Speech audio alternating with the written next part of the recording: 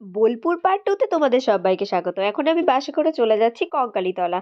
কোনো গাড়ি বুক না করেই। আর বাসের ভাড়া ছিল মাত্র 15 টাকা। তোমাদের সাথে কথা বলতে বলতে এখন এসে গেছি আমি কঙ্কালীতলাতেই। পুজোর ডালি নিয়ে নিলাম, এবার যাব মন্দিরে পুজো দিতে। আর পুজোর ডালি কিন্তু এখানে 51 টাকা থেকে শুরু।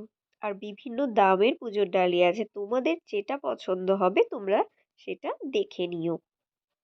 আসতে অনেকটা লেট করে ফেলেছি, প্রায় 12টা। বুঝতে পারছি না যে খোলা থাকবে কিনা, ভাগ্য ভালো ছিল। কারণ ওই সময় মায়ের ভোগ দেওয়ার সময়, তাই মন্দিরের দরজাটা কিছুক্ষণের জন্য বন্ধ থাকে যখন ভোগ দেওয়া হয়। যাই হোক, সুযোগ পেয়েছি ঢোকার, কিন্তু প্রচণ্ড ভিড়। এখনই ভোগ ঢুকবে। লক্ষ্যটাকে মুখে লাগিয়ে ভোগ আর আজ আমার সত্যিই সৌভাগ্য ছিল হয়তো। তার কারণ ওই মায়ের কাছে প্রদান করা ওড়নিগুলো ঠাকুরমশাই কাউকেই দিচ্ছিলেন না। আমি চাইতে আমাকে একটা ওড়িন দিলেন, এই যে ঠাকুরমশাইয়ের হাতে মাকে প্রদান করলো, তারপর আমাকে তারপর আরো একটা ভালো ঘটনা ঘটলো। সেটা হলো, আমরা জানতামই না যে এই টাইমে মায়ের ভোগ দেওয়া হয়। সেই টাইমেই চলে গেছি, হঠাৎ করে বাইরে বেরিয়ে আসছি, দেখছি মায়ের ভোগ নিয়ে উনি যাচ্ছেন, ওখানে ভোগ দেবেন মাকে। এটা কি মায়ের খাবার? হ্যাঁ হ্যাঁ মায়ের ভোগ। আচ্ছা দাদু, বলছি মায়ের সম্পর্কে যদি কিছু একটু বলেন। মায়ের এই যে মায়ের যে ঐতিহ্য বা এরকম সম্পর্কে যদি কিছু বলেন। মায়ের ঐতিহ্য হচ্ছে যখন বাবার তাণ্ডবটা হয়, ঠিক না, তখন এটা 51 পিঠের শেষ পিঠ এটা, ঠিক না, তখন বাবার কাঁধের মধ্যে এই কাঁকারটা থেকে যায়, কোমরটা, ঠিক না, এখানে কি পড়েছিল? কোমর, কাঁকার কোমর, কোমরটা পড়েছিল, পরে নাই, বাবার ওটা থেকে যায় ত্রিশূলের মধ্যে। তখন বাবা এখানটাতে নামিয়ে দেয় ওই ঈশান কোণে, ওই ঈশান কোণ রয়েছে, ঈশান কোণে নামিয়ে দেয়। নামিয়ে দেওয়ার পর বাবা চলে যায় ওখানে পঞ্চবটী বলে, ওখানে চলে যায়। পঞ্চবটিতে যাওয়ার পর উনি ওর ধ্যানস্থ হয়ে যায়। ঠিক আছে, আপনি কি করছেন? এটা ভোগ দেবো, মায়ের ভোগ দেবো এটা। আচ্ছা, মাকে এখানে ভোগ দেবেন? হ্যাঁ, এই কাজটা আপনি রোজ করেন? আমার রেডি প্রত্যেক দিনই কাজ এটা। আপনি ধরে ঠাকুর মশাই? আমি ঠাকুর মশাই, আমি শিবতলা পুরাবিদ, আচ্ছা আচ্ছা, যে শিব মন্দির আছে কাঞ্চিশ্বর, হ্যাঁ হ্যাঁ, বুঝতে পেরেছি। সেই শিব মন্দির পুরাবিদ। আজকে আমাদের ভীষণ ভালো সৌভাগ্য, কারণ হচ্ছে মায়ের যে টাইমে ভোগ দিচ্ছে আমরা সেই টাইমে এসেছি, পুজো দেওয়া ওম হয়ে বিষ্ণু, গেছে। ওম এই যে বিষ্ণু, ভোগ দেওয়া ওম হচ্ছে। বিষ্ণু, ওং অপবিত্র পবিত্র বা সর্বা বস্তাঙ্গত যস্তরে। যা ও নিয়ে গিয়ে ওখানে আমাদের ভোগ মন্দির আছে, যেটা আদি ভোগ মন্দির, ভোগ মন্দিরে যাবে এটা। তারপরে এই ভোগটা ওই আমাদের ভোগের সাথে পাই না। আমাদের 12:30 থেকে মোটামুটি ওই কাল 3টে পর্যন্ত। টিকিট কেমন কি কাটতে হয়? টিকিটে ওটা 50 টাকা লাগে ওখানে। আচ্ছা, কখন কাটতে হয়? ওটা কোনো ব্যাপার নাই। গেলে গিয়ে হ্যাঁ, বলে আগে ভোগ বলে, খাওয়া হ্যাঁ যায়, তাই তো? হ্যাঁ মানে যদি এখন কেউ গিয়ে বলে যে তারা ভোগ খাবে, তাহলে হ্যাঁ, খেতে পারবে? খেতে পারবে। আচ্ছা, ওটা কোন জায়গায়? এটা আদি ভোগ মন্দির, শিব মন্দিরের কাছে কাছেই আছে। লেখাই আছে আদি ভোগ আচ্ছা মন্দির। আচ্ছা। এখানে এসে তোমরা কিছুটা সময়ও কাটাতে পারবে, কারণ বসার অনেক জায়গা করা আছে। দেখো, এখানে মায়ের মন্দিরে ভোগ দেওয়া হয়েছিল, দরজা বন্ধ ছিল, ভোগ দেওয়া শেষ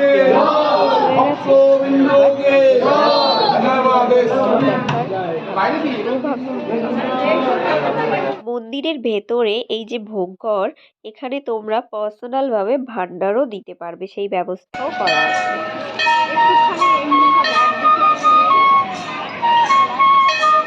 ঠাকুরমশাইয়ের কাছ থেকে যে এতক্ষণ ভোগের গল্প শুনছিলাম, তো সেই ভোগ খাওয়ার সুযোগ হয়েছে, তাই চলে এসেছি টিকিট হাতে নিয়ে। ভোগেতে ছিল আলু পোস্ত আর একটা মিক্স সবজি, ডাল, শেষের পাতে দেবে একটা চাটনি, আর ছিল পায়েস। আর এখন এসে গেছি বাবার মন্দিরে, মাকে দর্শন করেছি আর বাবাকে দর্শন করব না, এটা হতে পারে? এখানেও কিন্তু পুজো দেওয়ার ব্যবস্থা আছে। এবার নেক্সট ডেস্টিনেশন, এই যে সৃজনী শিল্পগ্রাম এসে গেছি এখন। লেখাই আছে। ক্যামেরা লেখা আছে, স্টিল ক্যামেরা, ওটা মোবাইলের স্টিল। এখন আমরা এসে গেছি সৃজনী শিল্পতে, আর এখানে টিকিট কেটে ঢুকতে হবে। টিকিট অ্যাডাল্ট হচ্ছে 20 রুপিস, চিলড্রেন হচ্ছে 10 রুপিস, আর ক্যামেরা কেউ সাথে করে আনলে 50 রুপিস। চলো পুরো এই সৃজনী শিল্পটার জায়গাটা পুরো ভালো করে ঘুরে দেখে নিই। আর মোবাইলের জন্য? Come with me. আর মোবাইলটা ফ্রি, মোবাইল দিয়ে তোমরা ভিডিও, স্টিল ফটো ইউজ করতেই পারো। সৃজনী শিল্পগ্রামে এসে মনে হচ্ছিল এখানে সারাটা দিন বসে থাকি, পরিবেশটা এতটাই সুন্দর। এগুলো শুধু গামছা আর বাঁশ দিয়েই কারুকার্য করা, কিন্তু সেটাই দেখতে এত সুন্দর লাগছে। আর এখানে রয়েছে কিছু মহান মানুষের স্ট্যাচু করা। তো স্ট্যাচু থেকে আশেপাশের পরিবেশটা একবার দেখো, পুরো ভিউটা, এই যে ভিউটা, ভিউটা কিন্তু খুব সুন্দর। তো আমি চাইবো তোমরা কিন্তু একবার বোলপুর ট্যুরে এলে সৃজনী শিল্পগ্রাম ঘুরে যেও। রবীন্দ্রনাথের জায়গা বলে কথা, আর সেখানে বাউল গান হবে না, পরিবেশ এত শান্ত হবে না, এটা কোনোদিনও হতে পারে? সৃজনী শিল্পগ্রামে এসেও কিন্তু তোমাদের মনটা খুব ভালো হয়ে যাবে, তার কারণ হচ্ছে পরিবেশটাই এতটা সুন্দর। এখানে প্রত্যেকটা জিনিস নিট অ্যান্ড ক্লিন অ্যান্ড নিখুঁত কারুকার্য। এই মূর্তিগুলো দেখো, জাস্ট একদম দারুণ দারুণ দারুণ। তো চলো এরপর একবার একটু যাওয়া যাক বাউল গানের দিকে।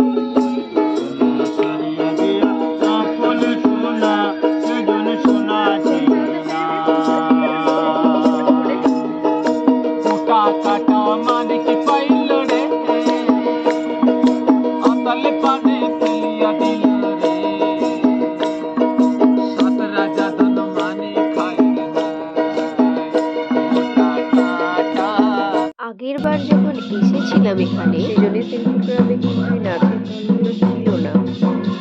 এবারে গিয়ে দেখলাম যে নাচের দলগুলো আছে, ওদের নাচগুলোও কিন্তু দেখতে বেশ ভালো লাগে, আর ওদের গানটাও কিন্তু শুনতে বেশ ভালো লাগে।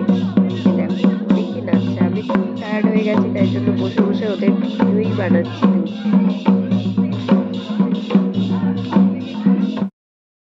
আর এখানেও কিন্তু প্রচুর শপ আছে, তোমরা এখান থেকেও কিন্তু শপিং করতে পারবে। চারিদিকটা ঘুরে দেখতে দেখতে হঠাৎ করে এই কমল মেটে মানুষটার দেখা পেলাম। তিনি এইভাবে সেজে মানুষকে কিন্তু এন্টারটেন করে, তাই আমাদেরও উচিত এই মানুষটাকে একটু হেল্প করা। সত্যিকারের ঢেঁকিতে ধান ভাঙা কোনোদিনই দেখিনি, তো এটা তাই আমি দাঁড়িয়ে দাঁড়িয়ে দেখছি কি অদ্ভুতভাবে তৈরি করা আছে, এগুলো দারুণ লাগবে কিন্তু। তাই সৃজনী শিল্পগ্রামটা পুরোটা ঘুরে দেখো তোমরা। গৌতম বুদ্ধের মূর্তিটাও কিন্তু বেশ বড়, আর এই মূর্তিটার হাইট প্রায় 40 ফুট তো হবেই। সৃজনী শিল্পগ্রামের এটা কিন্তু একটা পার্মানেন্ট স্টেজ, এদের যত প্রোগ্রাম হয় তো এই স্টেজেতেই হয়। দেখো 2023-এ অলরেডি একটা প্রোগ্রাম হয়ে গেছে। সো ভিডিওটা আজকে এখানেই শেষ করছি, দেখা হচ্ছে পরের নতুন কোনো একটা ভিডিওতে। Still take care and bye by.